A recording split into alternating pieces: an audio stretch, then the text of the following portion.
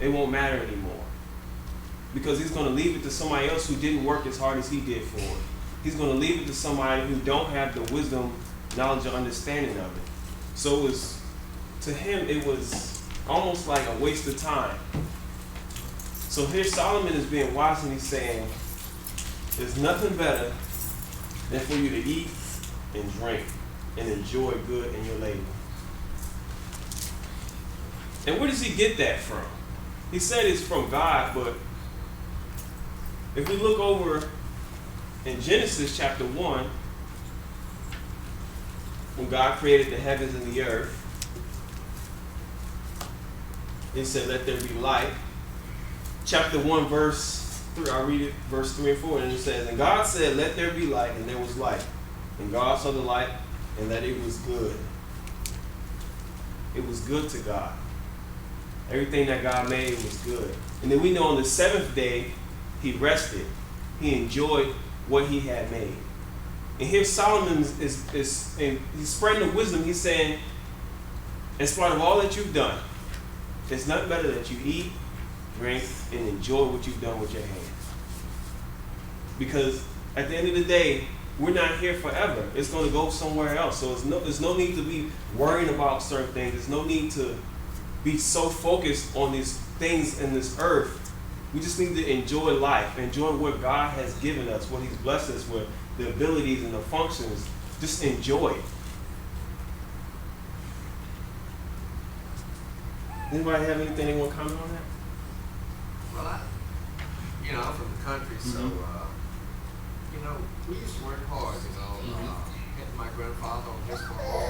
Both my grandfather had farms, and they planted everything, cotton, corn, beans, peas, everything, but they also always had a garden next to the house, not too far from the house. It was a bigger size garden, but they planted, things that we could eat, tomatoes, cabbage, and all those things. And so, today we go to Walmart or someplace and get our groceries, but back in them days, it was nothing better than to eat some good old homegrown food and all, the work of your labor and all that, and then you could sit down and enjoy it. It was great, because even as a young child, I had to, work in the fields with them, and so it was just great. I mean, that was a lot of things I didn't like back then, but when I really started working hard in the field, I learned to eat some of everything. I was tired and hungry. So it was just good to be able to eat. So, yes, if you work hard, you should be able to enjoy what you're going to labor for. I got a guy that I work with, he's almost, it seems like every day he's constantly, encouraging me to start a garden. Is that right? He's telling me, he's saying, now's the time to do tomatoes, and cucumbers and stuff. But he didn't just say that just to be saying it, but he said you'll be satisfied. He said, for one, it'll reduce your grocery bill. Yeah. And he said, for two, your kids will love it. And then I was thinking about it, I was like, man, that's a good idea. My kids are always talking about planting stuff. I hadn't had the time to go up there with them, but just thinking about that, and then the words is, when you plant something, you do something with your own hands, then you're able to sit back and enjoy it. Yes. And just thank God for giving you just, the wisdom, or, just giving somebody in your life that can impart into you. It's just that appreciation that's there. Anna. Go ahead, man. I was just going to say, I definitely understand that. That's just like, I used to sew in high school a lot, and hadn't done it in many years, and recently I bought a sewing machine, and I just bought a really inexpensive one, $99, which for a sewing machine is cheap. And so, of course I didn't do what I needed to do, but my husband was asking me to do something, sew something on some shirts. And so when he asked me to do it on this week, I said, just take it to the lady and she'll have it done. Because I knew that I couldn't do what I needed to do. So finally, we went to store, and he bought me a sewing machine. Good. He bought me a good one, yes. He bought the one I had been looking at. And so I was able to sew everything that he wanted on that shirt, different patches and things like that. And he went out and got so many compliments on the shirt till they were like, well, where'd you get it? And he said, my wife did this. Uh-oh. And they were like, y'all always coming up with something. But I had such joy because it brought back all of the, it's nothing like creating with your own hands. It really brought a sense of peace and everything, and so it just kind of flooded back to me what kind of joy that I had. So now I'm going to talk about making me a sewing room so that I can do all those things like making clothes, which will reduce buying clothes and alterations and stuff for your house. That's right. So I agree. I think that's wonderful. And then we had spoke about that, you know, when we talked about the glorious walk, virtuous one. I don't know if it's glorious. Virtuous one. We was talking about that too. Yeah, that's a good thing when you're able to accomplish something with your hands, and then you know, being in the mindset to thank God for it. You know, because a lot of things God don't get the glory for it. You know? That's so right. as a Christian, we got to make sure we do that as well, and not just in front of our family or in church, but outside before walls too. Like you said, your husband said, my wife made that, you know.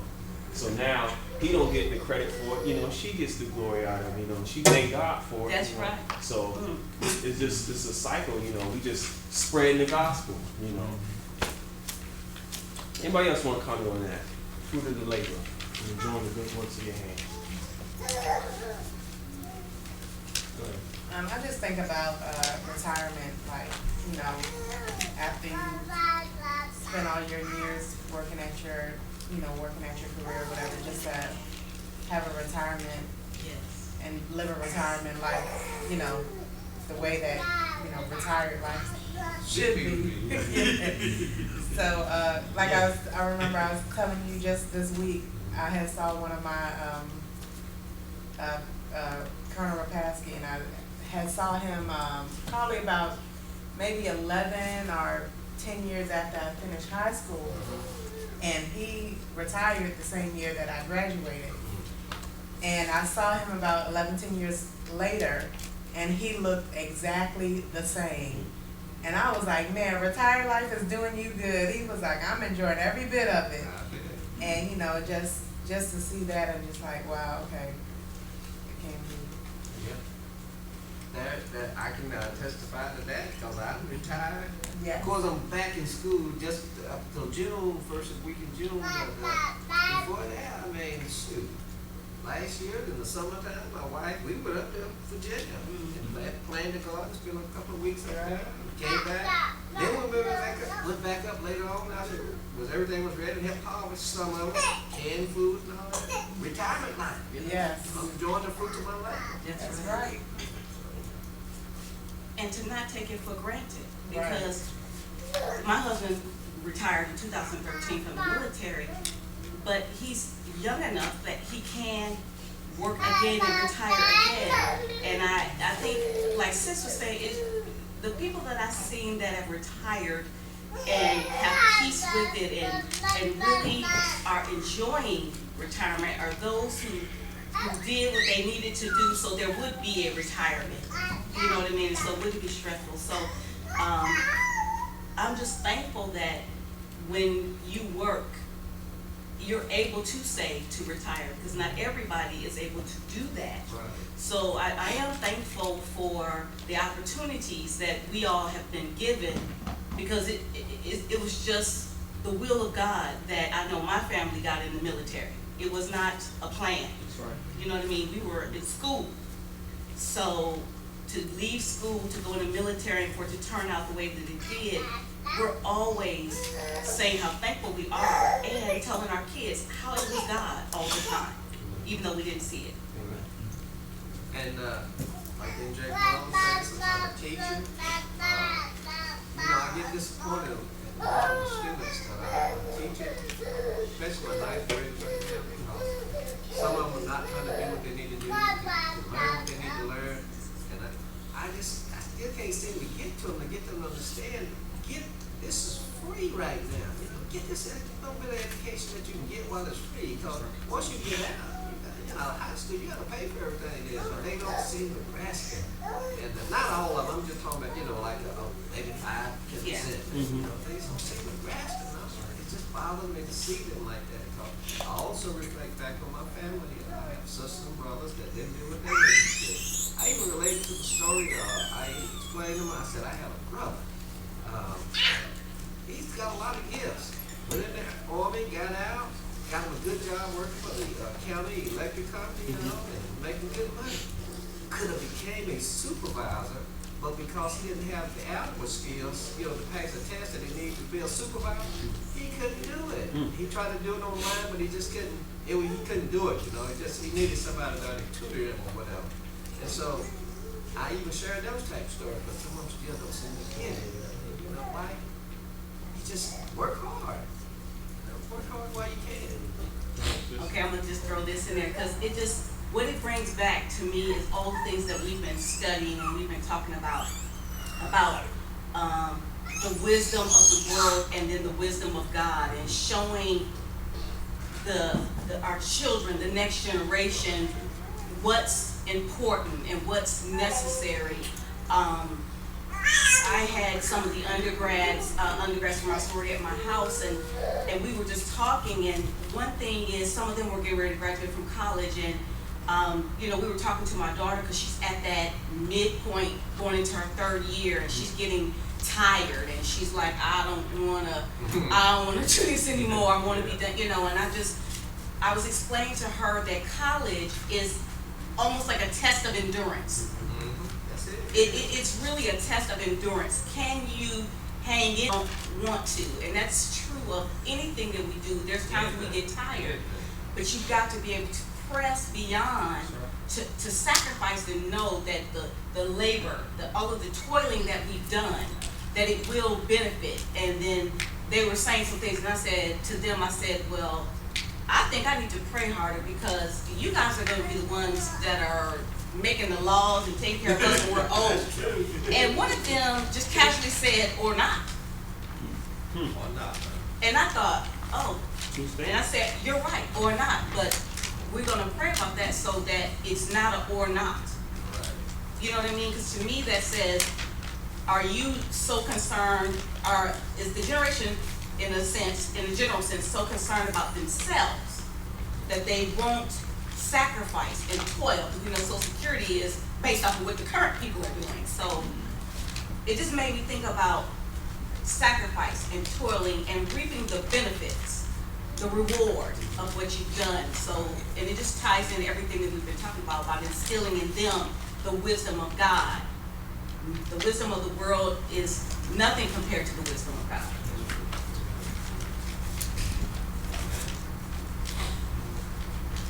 I'm talking so much. No, that's good. That's good. That's good. You know, especially, you know, from your point of view, where, like you say, you see kids with potential, Yes. and then it's just not getting through to them, you know. But hopefully it's not too late when they remember it, you know, when the light clicks. Because some of them will remember it, and they'll be like, oh, that's what he was talking about, you know. And that kind of happened for me when I was going to school and I was in college. In New York, you can go to school a lot earlier than you can in Florida. My birthday is December 6th, but in New York, as long as you were the age before December 31st or January 1st, you go to school. So in my school, I was a lot younger than most of the kids. And I was 17 in college when I first went to college. And I'm sure that's not uncommon, but for some of my peers, they were a year, maybe a little older, but I didn't take advantage of it. Because I could have been finished with my degree if I stuck with it at 21. Most people still just figuring out that they want to go to school, you know, and then there are some who are doing what they need to do. But I would have been finished at 21 if I started at 17, but I didn't take advantage of it. But, you know, like she said, the grace of God, He sent me towards the military. And then when I started going to school, I'm like, man, I could have been done with at least half of this by now. Yes. But the grace of God put me back on path, you know, and I just, you know, we just got to be focused. And, you know, even when make shortfalls, you just gotta get back on track, you know. And just, you know, just be appreciative and thank God for giving you the mindset to go back and get it right, you know, because it's not too late.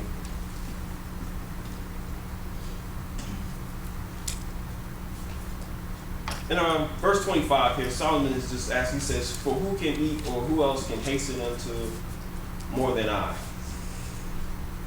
And that goes along with verse 24.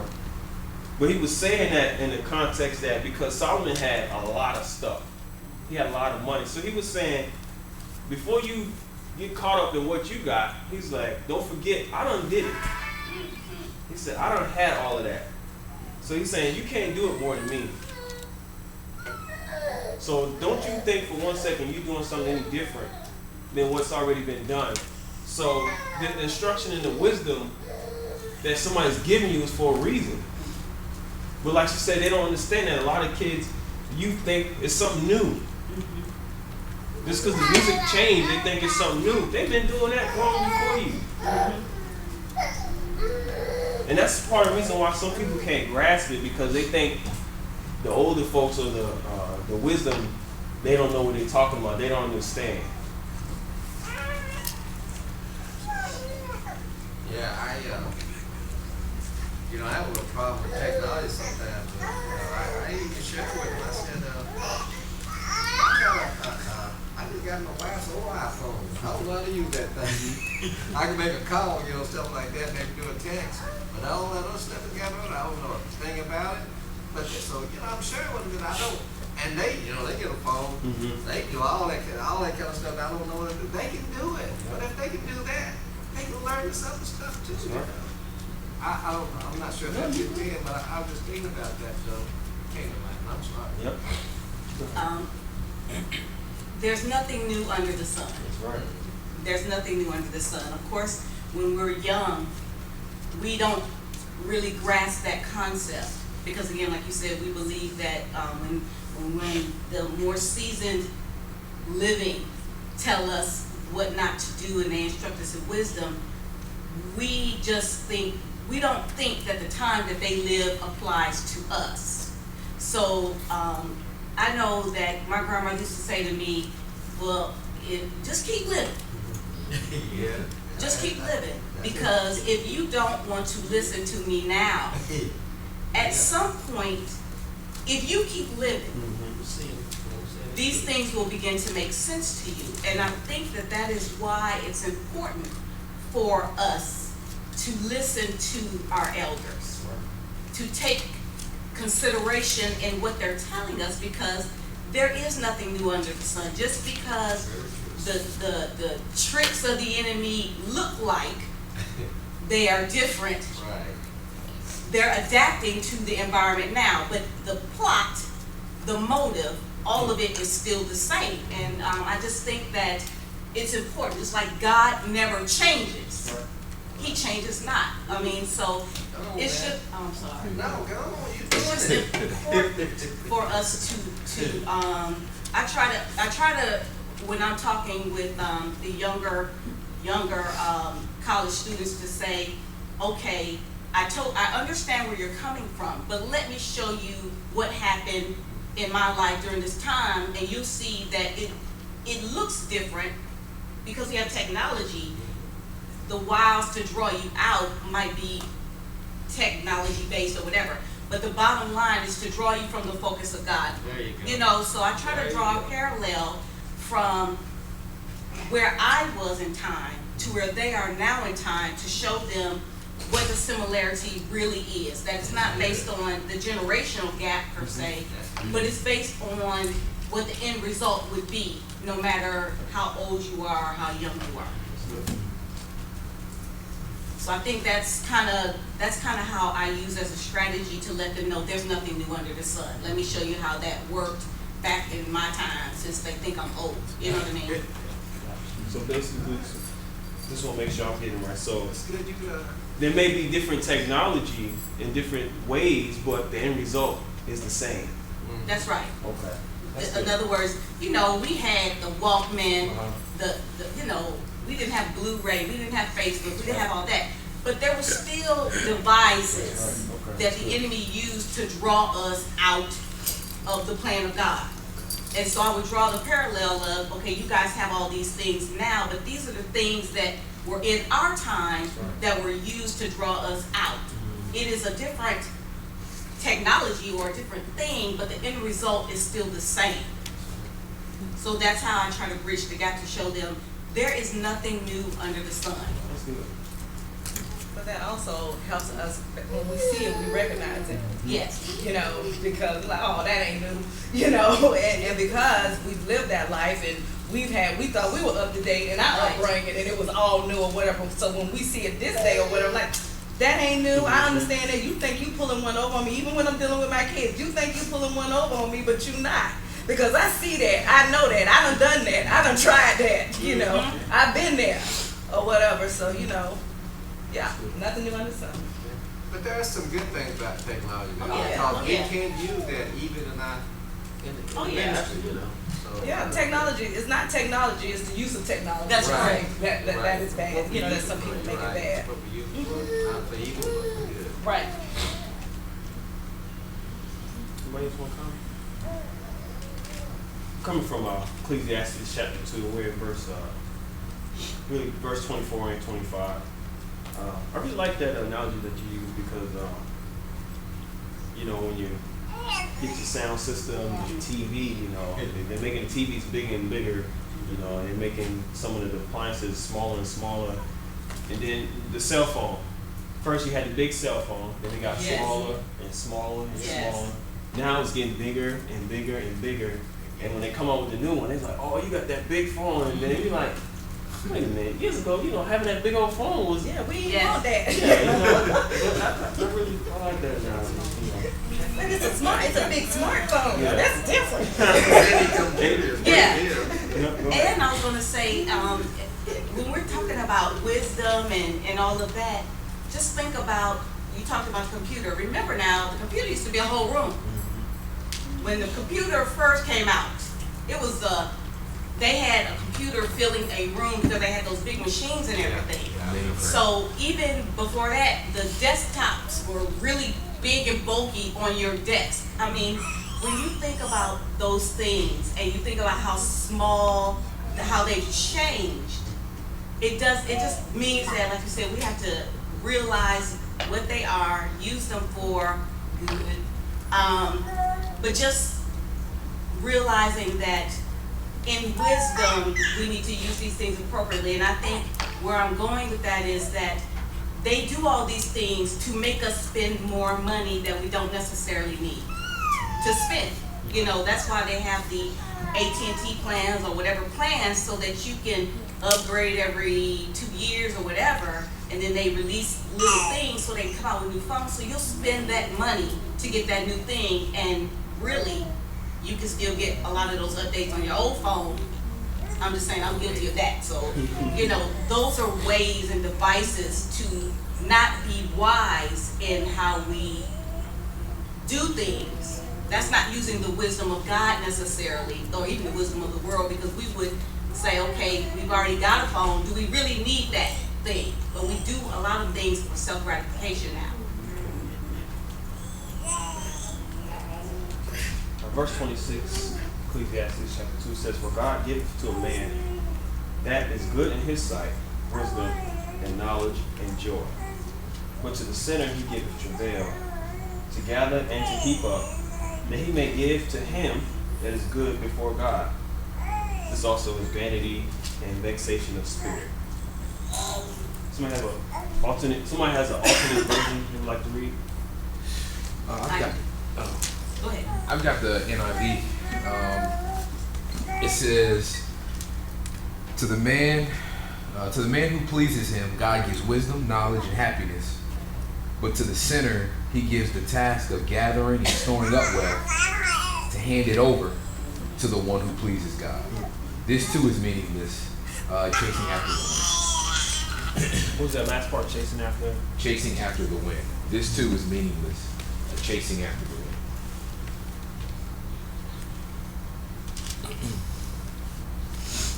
One of the things Solomon is really trying to get us to grasp is purpose.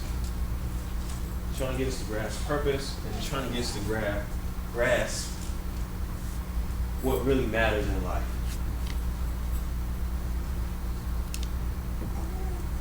The sinner, or those who don't know, their main goal is trying to get more and more and more. When it says, God giveth wisdom and knowledge and joy, stuff that can't nobody give you or take away.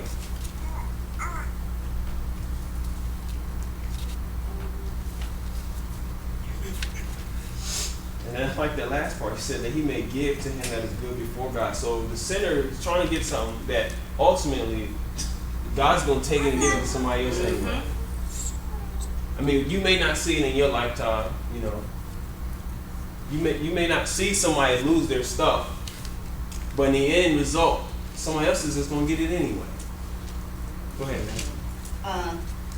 What keeps coming to mind and what I really look at is chasing after the wind. Can you really chase after the wind? You can't really do that. You're not going to obtain anything by doing that. And it makes me think of the scripture that says, the blessing of the Lord maketh rich and addeth no sorrow. And so, by knowing that, we would really be much more careful about what we call really a blessing from God. Because if we obtain stuff or things, and in the end it adds sorrow, you don't have joy, you don't have peace. Was that really a blessing from God? Or did we pray and ask God for something and He allowed us to get it because we kept asking Him for it and He just said, I'm going to just let you have it so you'll see what the end really is. So it just kind of brought that to mind that when you chase after God, there's a peace, there's a joy, there is no sorrow, but it makes you rich, it makes you blessed, it makes you prosperous in all areas of life. Well, I just think about what you just. I just want to take a moment and look at what you just read. It said, "For God gave it to a man that is good in his sight, wisdom and knowledge and joy. But to the sinner He giveth travail to gather and to heap up, that he may give to him that is good before God." So God just wasn't giving it to just anybody. So what this person had travailed to get, now is stored up. Now, the reason I'm bringing this out like this, I want to read it to you from the Amplified before I say this. It says, for the person who pleases Him, God gives wisdom and knowledge and joy. But to the sinner, He gives the work of gathering and heaping up, that he may give to one who pleases God. This also is vanity and a striving after the wind and a feeding on it. Okay, so now we've been in the pursuit of stuff, and in the pursuit of stuff, God say, now look, settle down. I'm gonna give it to you anyway. You just need to be in the business of pleasing me. So if you can get in the business of pleasing me, understand. So this what he just said. If you could slow down and don't chase the stuff, I've got folk working on your behalf right now, because it's coming your way. I want to read something to you, and I had read it, but when y'all started talking about this, it kind of really hit me. I was looking at, I think it was Proverbs. It was Proverbs 12. And I had always read this scripture because I wanted to be able to do right by my son and my children. I just want to do right by my children. And in Proverbs 13 and 22, it says, a good man leaves an inheritance. Now listen now, this is in the Amplified. I want to read it in the Amplified. It says, a good man leaves an inheritance of moral stability and goodness to his children's children. And listen what it says. And the wealth of a sinner finds its way eventually into the hands of the righteous, for whom it is laid up. All right.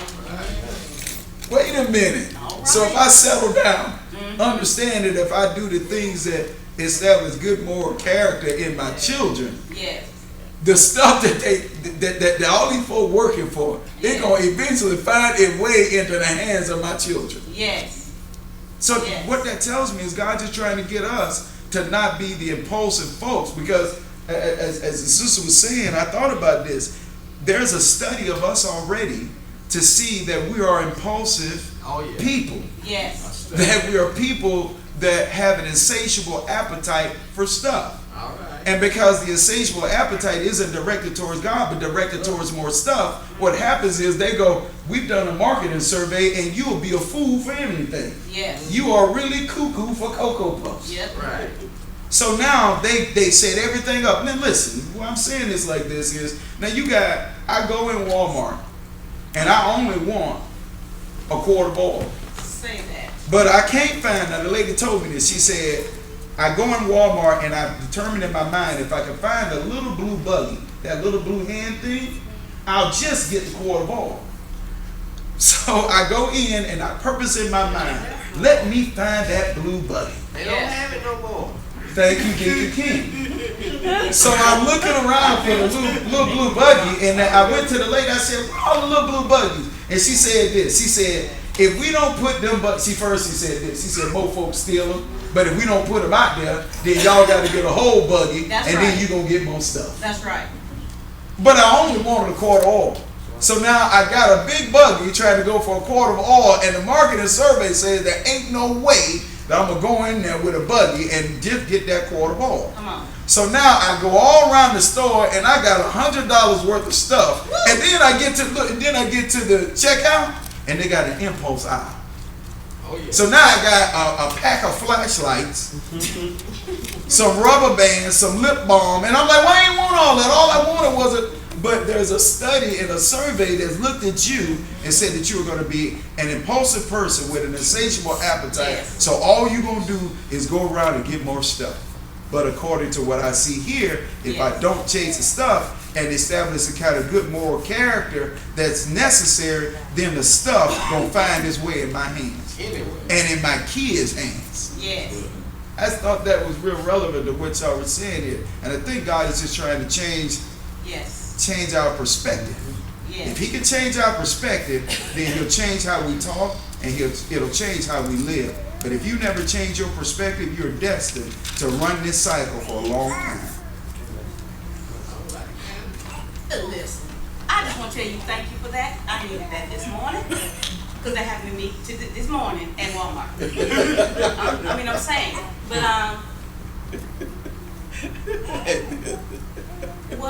no, I'm serious because we're talking about the wisdom of God. We're talking about life application, right? Yes. So if that's the case, I'm trying to apply it.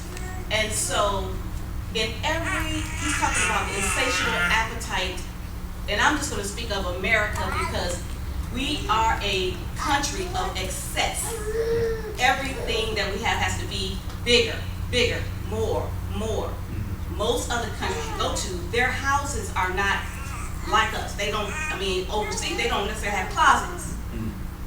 So I guess what I'm saying is the Lord has been dealing with me about, what I want and what I need. Yeah. He was showing me you make enough money to get and sustain and have abundance.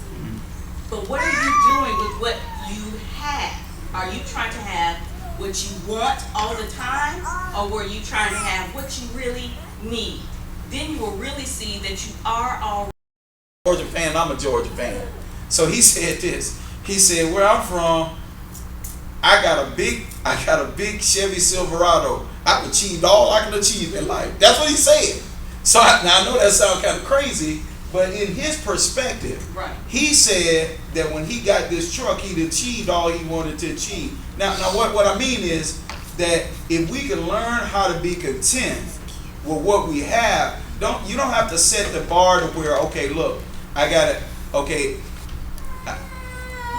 learning how to be content keeps you from chasing stuff, and when you learn how to be content, I tell you what, no matter what you have, you good with it because you know God bless you with it. So what I'm saying is I believe that Paul had it right when he said whatever state I find myself in, I've learned to be content. That means with his resources, that meant that what his resources were, wherever he found himself.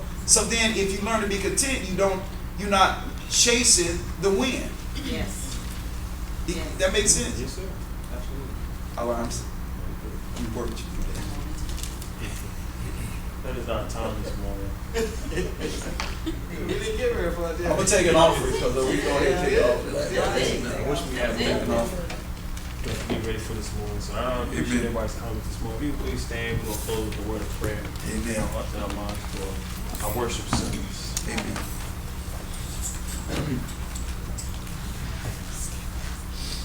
Heavenly Father, we come before you once again, Lord God, just thanking you for who you are, Lord God. Thank you for your love and kindness.